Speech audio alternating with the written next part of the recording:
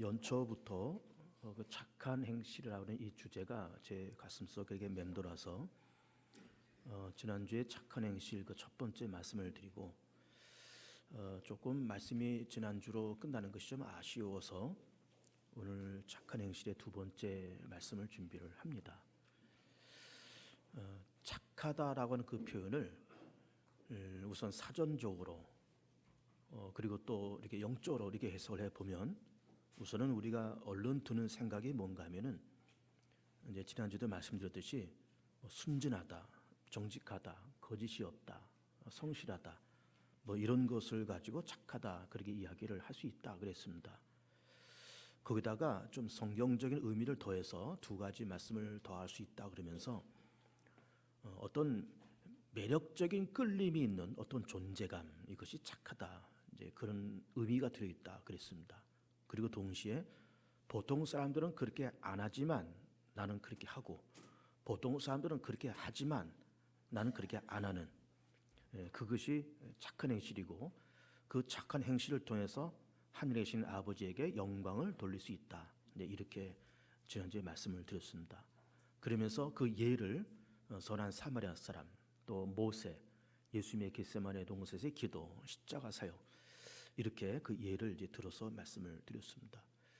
그러면서 착한 행실을 이렇게 얘기하면서 좀 아쉽다는 것이 나오면서 그러면서 성경을 다시 이렇게 들여다 보니까 착한 행실이라고 하는 이 말이 이제 마태복음 5장 16절에 나오는 그런 말씀인데 그래서 너희의 착한 행실로 하나님에게 영광을 올려드리라 그 말씀이 16절에 들어있는데 근데 말씀을 다시 이렇게 가만히 들여다 보니까 이 말씀이 1절부터 16절까지 이것이 한 덩어리의 말씀이다라는 것을 보게 됐습니다. 한 덩어리로 이걸 쪼갤 수 있는 말씀이 아니고 한 덩어리로 있는 말씀이다 이렇게 보게 됩니다. 이 1절부터 16절까지 말씀 보면 대략 이제 네 단계의 말씀을 볼 수 있는데 첫 번째는 우선 팔복이 나오고 그 다음에 빛과 소금이라는 말씀이 나오고 그 다음에 착한 행실이라는 말이 나오고 그 다음에 하나님께 영광을 돌린다라는 이런 말씀이 이제 기록이 되어 있는 겁니다. 그래서 착한 행실이라는 것이 뭐 순하다, 정직하다 뭐 이런 걸로 쭉 해석을 해오고 있었지만 그러나 또 이 말씀을 다른 각도로 본다 그러면은 그렇게 팔복에서 말씀하시는 그런 삶의 내용, 그런 어떤 정신, 그런 가치관 그것이 곧 빛과 소금이고 또 그것이 곧 착한 행실이고 그럴 때 하나님께 영광이 된다. 이렇게 이 네 단계가 이렇게 끊어지지 않고 전부 다 연결되어 있는 말씀이다라는 것을 또 보게 되었습니다. 예수님의 3년 동안의 공생애를 이렇게 들여다보면서 그 공생애 기간에서 있었던 일들을 이렇게 보면 대략 이런 것들이 있다라고 봅니다. 첫 번째는 말씀 사역이죠. 그 다음에 예언 사역, 그 다음에 병자를 고치는 치유 사역, 귀신 내쫓는 축사 사역, 가난한 자를 먹이는 공개 사역, 그리고 제자들 양육하고 훈련하는 양육과 훈련 사역, 그리고 십자가에서 죽으심과 부활 사역 이렇게 7가지로 예수님의 그 공생애를 이렇게 펼쳐 볼 수가 있습니다. 그러면서 그 제일 첫 번에 있는 그 말씀 사역이 대표적으로 이 마태복음 5장, 6장, 7장에는 이른바 이 산상수훈의 말씀이 예수님의 그 말씀 사역의 대표적인 것이다 이렇게 볼 수가 있는 거예요. 우리가 이제 이 마태복음 5장, 6장, 7장을 대체로 산상수훈 혹은 산상보훈 그렇게 이야기합니다. 예수님께서 산에서 말씀하신 좋은 내용의 말씀 그렇게 해서 산상수훈, 산상보훈 그렇게 얘기하면서 그 산상수훈 가운데서 또 가장 진주와 같이 아름다운 말씀이 이른바 그 팔복에 대한 말씀이고 그 팔복의 말씀이 오늘 본문에 기록이 되어 있는 거예요. 심령이 가난한 자로부터 시작해서 의를 위해서 핍박받는 자까지 이렇게 8가지를 얘기하고 있으면서 우선 심령이 가난한 자, 그 다음에 애통하는 자, 온유한 자, 의에 주리고 목마른 자, 긍휼력인 자, 마음이 청결한 자, 화평케 하는 자, 의를 위해서 핍박받는 자 그런 자들은 복이 있다 이렇게 말씀하시고 그렇게 살아가는 삶과 그런 가치관이 곧 빛과 소금이고 그 빛과 소금이 곧 착한 행실이고 그 착한 행실을 통해서 하나님께 영광이 된다 이런 말씀을 이렇게 단계적으로 말씀을 봐야 되고 이것이 끊어지는 말씀이 아니다라는 것을 우리가 볼 수가 있는 겁니다. 기왕에 이제 팔복이라는 말씀이 나왔으니까 이 팔복에서의 제일 첫 번째가 심령이 가난한 자잖아요. 이 팔복이 이제 마태복음 5장에도 기록되어 있지만은 그 누가복음 6장에도 똑같이 이 말씀이 기록되어 있습니다. 공관복음이니까 같이 본 공관복음이기 때문에 마태복음에도 기록되어 있고 누가복음에도 그렇게 기록이 되어 있어요. 그러면서 우리가 기왕에 이제 팔복을 보면서 이 팔복을 좀 이렇게 순서적으로 외웠으면 좋겠다 하는 이야기를 드리고 싶습니다. 이렇게 외우시면 됩니다. 심에온의 극마화의, 심에온의 극마화의 첫 글자만 따서 심령에 가난한 자, 애통하는 자, 온유한 자, 의에 줄이고 목마른 자, 긍휼히 여기는 자, 마음이 청결한 자, 화평케 하는 자, 의를 위해 핍박받는 자, 이렇게 심에온의 극마화의 이렇게 외우시면 좋겠는데, 근데 이 말씀이 마태복음 5장에 기록되는 이 말씀이 누가복음 6장에도 똑같이 이 팔복에 대한 말씀이 기록이 되어 있어요. 그런데 공관복음이기는 하지만 마태복음에서 말씀하시는 그 내용과 누가복음에서 말씀하시는 이 팔복이 약간 그 뜻이 다르다라는 것을 볼 수가 있습니다. 그 대표적으로 다른 것이 뭔가 하면은 그 심령에 가난한 자라는 거예요. 이 마태복음에서는 심령에 가난한 자는 복이 있나니 천국이 너희 것임이라 이렇게 말씀하시고 있고, 누가복음에서는 심령이라는 말이 빠져 있고 가난한 자는 복이 있나니 천국이 너희 것임이라 이렇게 말씀하고 있어요. 그러면 이 마태복음에서는 심령이라는 말씀이 있고 누가복음에는 심령이라는 말이 없다 그러면은 도대체 어느 것이 맞고 어느 것이 틀릴까? 이렇게 놓고 볼 때 틀린 것이 아니고 다 맞는 말씀이다 이렇게 이야기를 해볼 수가 있습니다. 왜 그런가 하면은 예수님께서 예를 들어 이 산상수훈의 팔복을 말씀하실 때 이거를 이제 어느 지역에 가서 이 팔복을 딸랑 이렇게 말씀하시고 끝낸 것이 아니고 그 팔복을 여러 군데서 말씀하셨다 이렇게 보는 겁니다. 여기서도 이런 말씀하시고 저기서 이렇게 말씀하시고, 그러면서 이 지역에 가서 팔복을 말씀하실 때는 심령에 가난한 자는 복이 있다라고 그렇게 말씀하셨고, 저쪽 지역에 가서는 또 가난한 자는 복이 있다고 말씀하시고, 그래서 누가복음은 그걸 기록하고 마태는 이걸 기록하고 이렇게 했다 이렇게 보는 겁니다. 그건 어쨌든 우리가 이제 기왕에 팔복을 보면서, 그러니까 왜 이제 팔복을 보는가 하면은 팔복이 이것이 빛과 소금이고 이것이 착한 행실이고 이것이 하나님께 영광이 된다. 이거 네 가지를 떨어뜨려 생각하지 말고 이걸 이렇게 연결해서 생각하자라는 얘기를 먼저 드리고, 그거를 머릿속에 기억하시면서 제 설교와 팔복의 말씀을 좀 봤으면 이제 좋겠습니다. 그래서 우리 기왕에 이 팔복이 착한 행실이라고 놓고 볼 때 그러면 좋다. 그러면 심령에 가난한 자는 그래 복이 있지. 그리고 애통하는 자는 복이 있다. 온유한 자 복이 있다. 이게 이렇게 일반적으로 어렵지 않게 이해가 되는 건데, 근데 이제 우리가 팔복을 보면서 제일 첫 번째 말씀부터 사실은 살짝 마음에 걸립니다. 그것이 뭔가 하면은 심령이 가난한 자는 복이 있나니 천국이 너희 것임이라는 거예요. 그러면 천국이 너희 것임이라고 하는 거는 참 귀한 말씀이잖아요. 하나님의 나라가 우리 것이다. 하나님의 나라를 우리 가운데 상속으로 주신다. 뭐 그렇게 이 말씀을 해석할 수 있을 텐데, 근데 이제 심령이라는 말을 쓰고 있거든요. 그냥 가난하다고 하는 거는 우리가 늘 이해가 되지만 심령이 가난하다라고 심령이 앞에 붙으니까는 조금 복잡해지고 어렵게 느껴지는 겁니다. 그럼 이 심령이라는 말이 뭘까? 심령이라는 말은 영혼이라는 말로도 해석이 가능하고 또 동시에 마음으로 해석해도 괜찮습니다. 그래서 그냥 마음으로 해석하면 좋겠습니다. 그냥 편안하게 마음이 가난한 자는 복이 있나니 천국이 너희 것이다. 아 그래, 마음이 가난한 자는 복이 있구나. 천국이 우리 것이로구나. 이렇게 이 말씀을 해석해도 괜찮다. 그런 말씀을 드리고 싶은 거예요. 그러면 가난하다라고 하는 개념은 뭔가 궁핍하다는 것도 아니에요. 풍족하지 못하다, 궁핍하고 뭔가 이게 결여되어 있고 뭔가 부족한 그런 상태가 이게 가난하다는 그런 개념이 있잖아요. 그래서 우리가 가난한 개념을 늘 생각할 때는 뭘 생각하는가 하면은 경제적인 문제를 늘 생각하는 겁니다. 그래서 경제적으로 넉넉하면은 부한 것이고 경제적으로 쪼들리고 부족하면은 가난한 것이고, 그렇잖아요. 그렇게 생각하는 겁니다. 그래서 가난하다, 부하다라고 하는 개념을 언제나 경제적인 면이나 어떤 물질적인 면을 기준 잡아서 그렇게 생각을 하는 거예요. 근데 예수님께서 우리가 늘 통상적으로 물질적인 문제를 가지고 가난하다, 부하다라고 생각하지 말고 영적으로, 마음으로, 심령으로 한번 생각해 보자는 거예요. 심령이 가난한 자, 마음이 가난한 자는 복이 있다. 이렇게 말씀을 하시는 거예요. 마음이 가난한 복이 있다.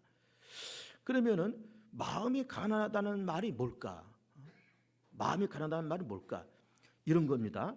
예를 들면은 그 물질로 가난하면 어떻게 될까요? 물질이 가난하면은 이게 참 답답하고 불편하고 그리고 궁색해지고 그리고 아쉬운 것이 많은 겁니다. 아쉬운 것이 많다는 걸 머릿속에 한번 염두에 두어보세요. 물질로 궁핍하면 아쉬운 것이 많다. 그럼 마음이 궁핍해도 아쉬운 것이 많은 거예요. 그러면 마음이 가난하다고 하는 것은 이렇게 해석이 가능한 겁니다. 하나님이 없으면 못 살 것 같은 어떤 절박한 마음이 이것이 마음이 가난한 거예요. 하나님 없으면 못 살 것 같습니다. 하나님의 함께하심, 하나님의 도와주심, 하나님의 응답이 없으면 못 살 것 같은 그런 절박하고 애절한 그런 마음이 이게 마음이 가난한 자의 그런 모습인 겁니다. 그런데 이걸 바꾸어 생각하면은 그럼 하나님이 있어야 하나님이 계셔야 하나님의 응답이 있어야 되겠다는 또 절박한 마음이 이렇게 해석하고 있는 건데 이걸 바꿔서 생각한다 그러면은 하나님 없어도 괜찮다는 것 아닙니까? 난 하나님 없어도 괜찮아. 난 믿음 없어도 괜찮아. 나 교회 없어도 괜찮아. 나는 예배가 없어도 괜찮아. 라고 생각하는 것이 이게 마음이 부한 것이고 동시에 이거는 교만한 마음이죠. 근데 마음이 가난하다는 것은 나는 하나님이 없으면 절대로 못 살 것 같고 하나님의 함께하심과 하나님의 응답과 하나님의 함께하심이 없으면은 하나님의 도우심이 없으면은 나는 못 살 것 같다라고 하는 그런 애절하고 정말 절박한 그런 마음, 그런 부르짖음, 이것이 바로 마음이 가난한 자의 그런 모습인 겁니다. 그런 모습인 거예요. 물질적인 것을 얘기하는 것이 아닌 겁니다. 어떤 절박한 그런 마음을 얘기하는 겁니다. 하나님의 도움이 없으면 나는 죽을 것만 같습니다. 하나님이 함께 하시지 않으면, 하나님의 내 손을 붙잡지 않으시면, 하나님의 나를 외면하시면 나는 숨조차도 쉴 수 없을 것만 같은 그런 절박한 마음이 이게 마음이 가난한 자의 모습인 거예요. 근데 우리는 지금까지 인생을 이렇게 꽤 오랜 동안 살아오면서 그런 어떤 절박한 마음과 그런 환경을 만난 적이 사실 별로 없는 거예요.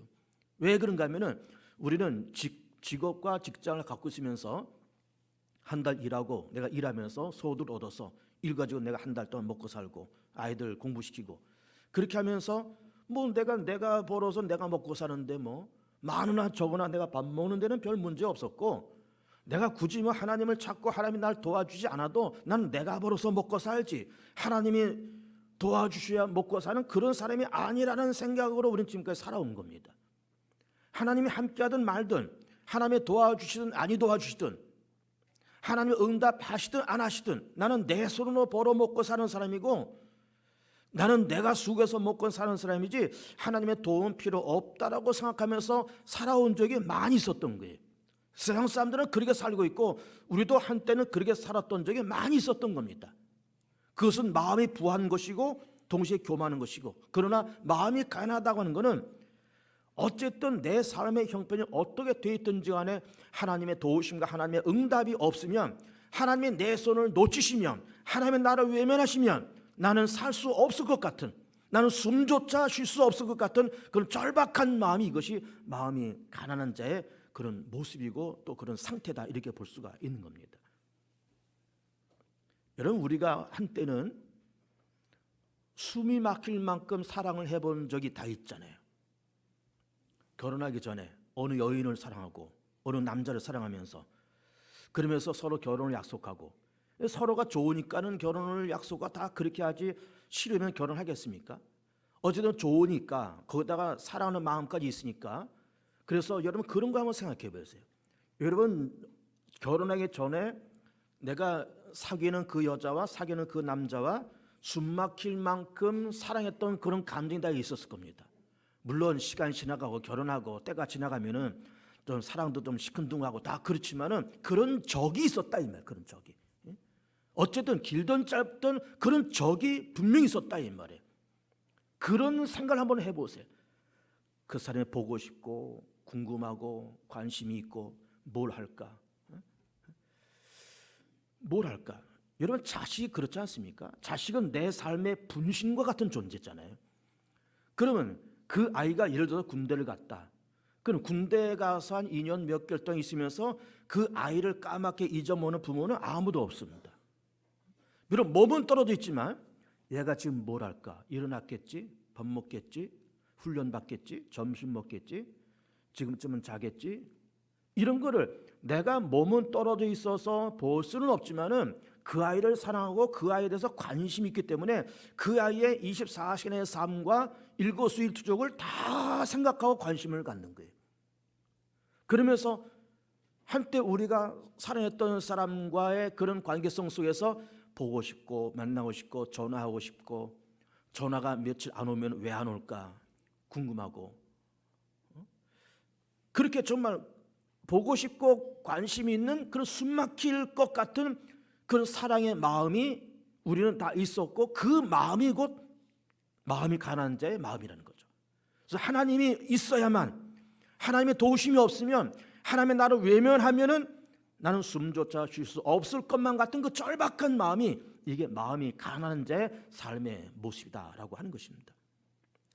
그 예를 몇 가지 들면 우리는 신구약성을 이렇게 쭉 놓고 보면은 믿음의 사람들의 삶의 모습이 늘 그랬다라고 이렇게 볼 수가 있습니다. 구약에 나오는 모든 믿음의 사람들, 신약에 나오는 모든 믿음의 사람들이 정말 그런 사람들이었어요.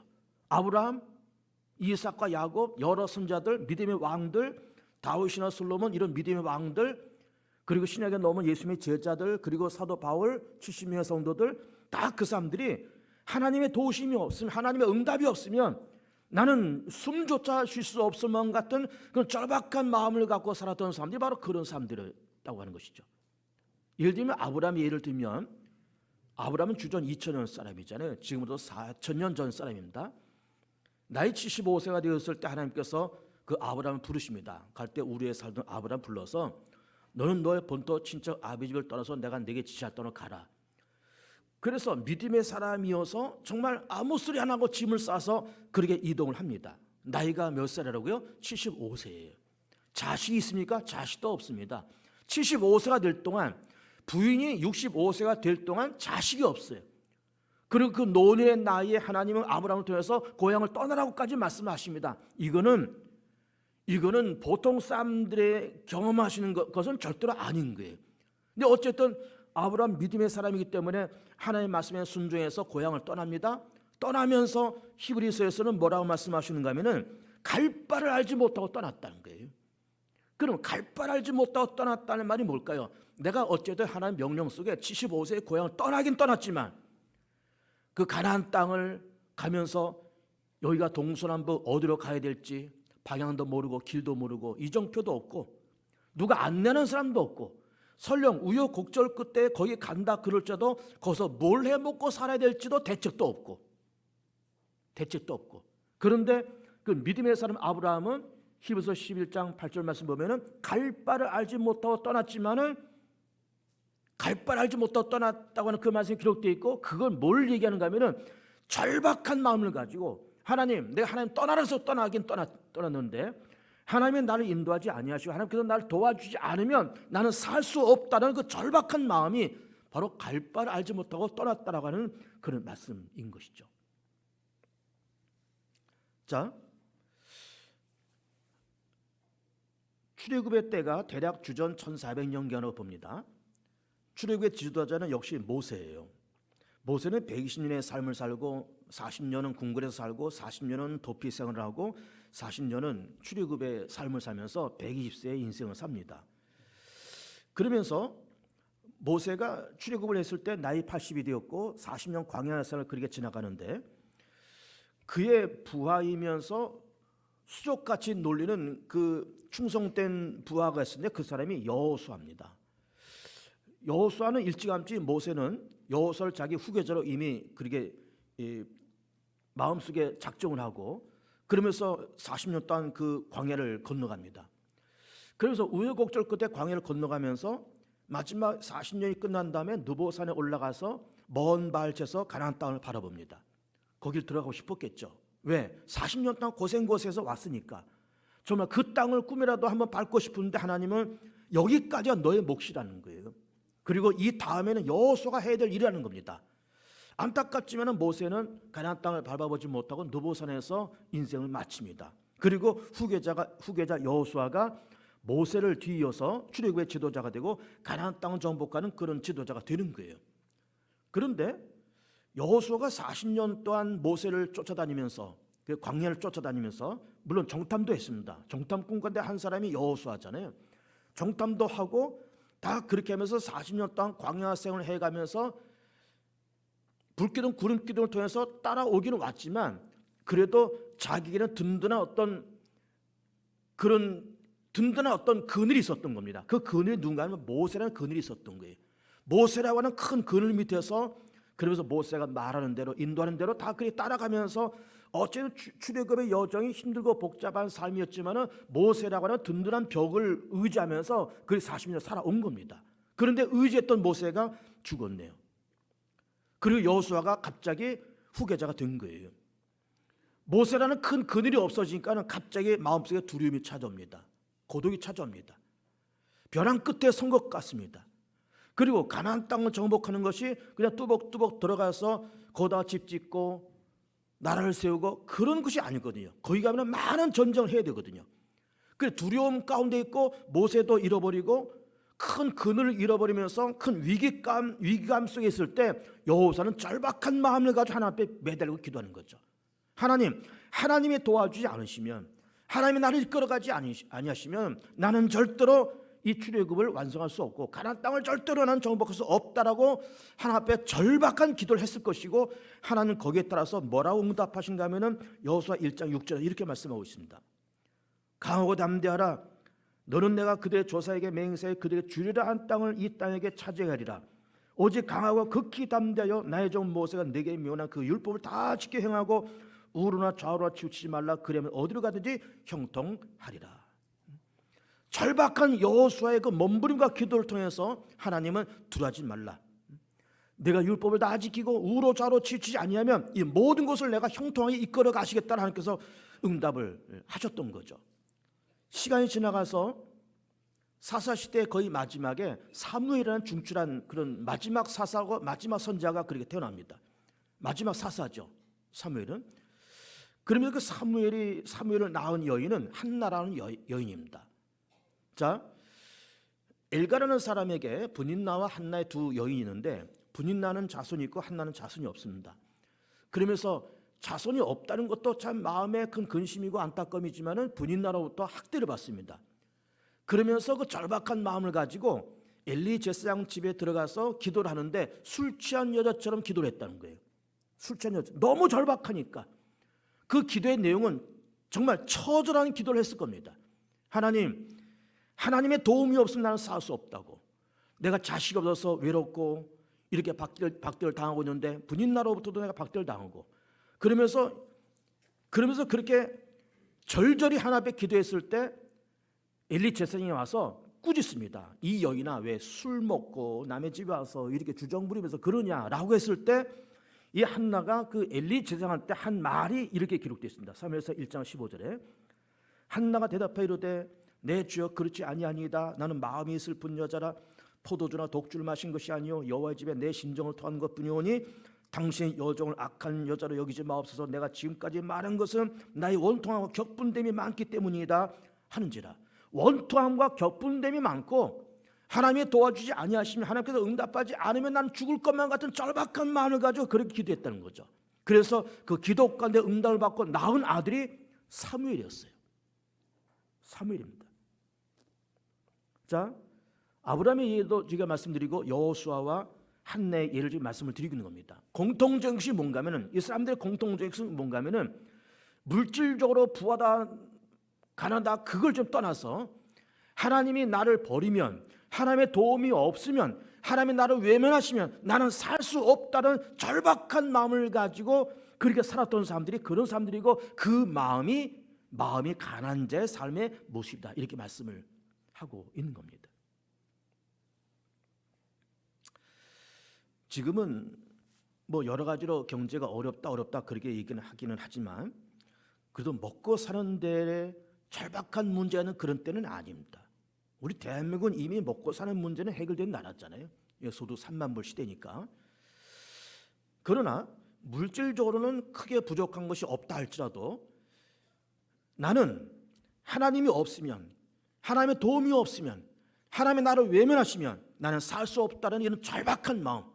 그래서 절박한 마음을 가지고 내가 예배를 드리고, 절박한 마음을 가지고 내가 교회를 찾고, 절박한 마음을 가지고 말씀을 듣는 그 애절한 그 마음이 가난한 자의 마음이고, 그 사람에게 천국이 너희 것이라는 거죠. 너무나도 지당한 말씀 아닙니까? 그렇게 절박한 마음을 가지고 하나님을 찾는데, 하나님의 도우심이 없으면 난 죽을 것만 같은데, 숨도 못 쉴 것만 같은데, 그런 마음을 가지고, 애절한 마음을 가지고 하나님을 찾는 자에게 천국이 너희 것이라고 말씀하신 것이 너무나 지당하지 않냐 그 말입니다.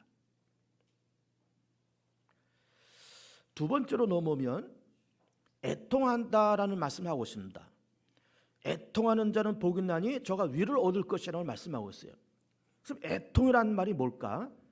슬퍼하는 거잖아요. 슬퍼하는 자는 복이 나니 내가 위를 얻을 것입니다. 그런 말씀을 하고 있는 겁니다. 그럼 애통한다, 슬피 부르짖는다, 그 뭘 가지고 슬피 부르짖을까? 두 가지를 볼 수가 있습니다. 첫째는 내 자신을 바라보며 나의 일그러진 모습, 나의 부족한 모습, 나의 못난 모습을 바라보면서 애통해하고, 정말 내가 나이가 이만큼 되고 이만큼 내가 경륜이 있고 이렇게 됐으면 나는 이 정도의 사람이 되었어야 되는 건데, 나는 이 정도의 하나님의 형상으로 지음받아서 하나님의 형상으로 내가 그렇게 새롭게 되어서 정말 하나님 앞에, 세상 앞에 유익한 사람이 되고 정말 성실하고 다듬어진 사람이 되어야 되는 건데, 내가 나를 바라볼 때 부족한 것이 많고 일그러진 모습이 많다 이 말이에요. 그런 자기의 모습을 바라보면서 가슴을 찢고 땅을 치면서 애통해하는 그 사람은 위를 얻을 거다라는 말씀을 하시고 있는 겁니다. 자기의 일그러진 자화상, 자기의 못난 모습, 자기의 부족한 모습, 자기의 일그러진 모습을 보면서 가슴을 치는 그 모습이 위를 얻는다라는 말씀하시고, 그것이 착한 행실이요, 그것이 빛과 소금이요, 그럴 때 하나님 영광을 받는다, 그런 말씀을 하시고 있는 겁니다. 두 번째로는 애통한다는 말의 두 번째 의미는 세상을 바라보면서 애통해하는 거예요. 세상을 바라보면서 우리가 살고 있는 대한민국 사회를 보면서 뭐 경제적인 문제도 있고 다 그렇지만은 또 뭐 어렵다라는 말도 이제 많이 하고 있지만, 그러나 우리나라의 가장 큰 문제는 경제적인 문제도 아니고 청년 실업 문제도 아니고 뭐 저출산 저성장의 문제가 아니라 우리나라의 가장 큰 문제는 갈등이라고 그렇게 얘기하고 싶습니다. 우리나라는 갈등이 너무 큰 사회예요. 가진 자와 못 가진 자, 스카이캐슬에 사는 사람과 저소득층에 있는 사람들, 수도권과 지방, 사용자와 노동자, 여당과 야당, 보수와 진보, 세대 간의 갈등, 이런 갈등이 많은 사회입니다. 그래서 갈등이 많은 이 세상과 사회를 바라보면서 애통해하고, 하나님이여 이 민족을 불쌍히 여기시옵소서. 경제적인 것이 문제가 아니고 실업의 문제가 아니고 저성장의 문제가 아니고 이 사회는 주님 바라보건대 너무너무 갈등이 큽니다. 하나님 이 땅을 불쌍히 여기시고 주의 거룩한 성령을 부으셔서 이 땅이 갈등이 해소되고 평화와 화합의 이 땅이 되게 해달라는 그런 기도를 하고, 그런 것을 바라보면서 애통해할 줄 아는 그 마음이, 이것이 착한 행실이고 그것이 빛과 소금이고, 그리고 동시에 그것이 하나님 앞에 영광이 된다라는 말씀을 하시고 있는 겁니다. 그냥 뭐 세상은 어떻게 되든 말든, 세상에 갈등이 있든 말든, 내가 벌어서 내가 먹고 살고, 내가 한 달 벌어서 먹고 살고 아이들 기르고 이렇게 사는 데는 아무 지장이 없고, 나는 노후로 다 보장돼 있고 난 노후 생활도 다 준비되어 있으니 아무 문제 없다고 생각하는 그런 삶이 아닌, 그렇게 저열하고 수준 낮은 그런 생활이 아닌, 그런 생각이 아닌 갈등 많은 세상을 바라보면서 자기 가슴을 치면서 하나님이여 이 땅이 너무너무 갈등이 크나니 주의 거룩한 성령을 부으셔서 이 땅이 화합과 이해와 용서 속에 살아가는 이 땅이 되게 해달라고 하면서 정말 갈등 많은 세상을 바라보며 자기 가슴을 치고, 자기의 부족한 모습과 자기 일그러진 자기의 자아상을 보면서 가슴을 치면서 애통해할 줄 아는 그 모습이 위로를 얻고, 그것이 빛이요 그것이 소금이요 그것이 착한 행실이요 그것이 하나님 앞에 영광이 된다라는 말씀을 하시고 있는 겁니다. 착한 행실이라는 제목을 가지고 지난주에 설교하면서 이것이 16절 한 절만 딱 떼어서 생각할 수 있는 부분은 아니라는 것을 발견하면서 팔복과 이것이 빛과 소금이고 그것이 착한 행실이고 그것이 하나님 앞에 영광이 된다라는 것을 이제 발견해 가면서 시간이 되는 대로 이 팔복에 대한 말씀을 계속해서 말씀을 드리고 오늘은 두 가지의 말씀을 드립니다. 심령이 가난한 자, 하나님의 도움과 하나님의 나를 놓치면 살 수 없다는 건 절박한 마음, 그리고 나의 모습을 바라보며 가슴을 치고 세상에 일그러진 갈등을 바라보면서 가슴을 치면서 애통해하는 그런 모습이 빛이요 소금이요 그것이 착한 행실이고 그것이 하나님 앞에 영광이 된다고 하는 것을 우리가 바라보면서 올 한 해 2019년도 1월이 뉘엿뉘엿점으로 가고 있지만은 착한 행실과 착한 마인드와 착한 비전을 가지고 살아가는 복된 성도들 되시기를 축복합니다. 이 시간 우리 합심해서 같이 기도할 때